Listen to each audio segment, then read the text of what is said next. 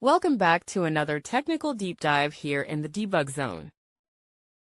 Today, we're tackling a big question and breaking it down with insights from other users. Hopefully, this clears up some misconceptions and helps you get the answer you need. So, buckle up, stay a little curious, and let's jump right in.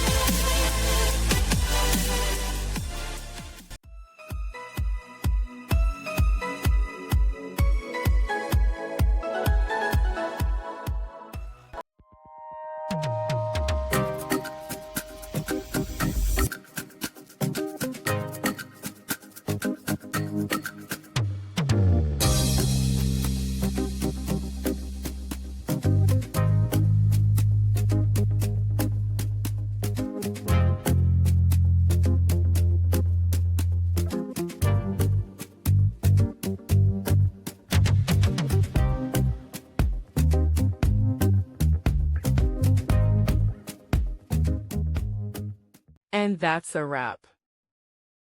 I hope you found the answer you were looking for. If you did, take a second to hit that subscribe button. It really helps out.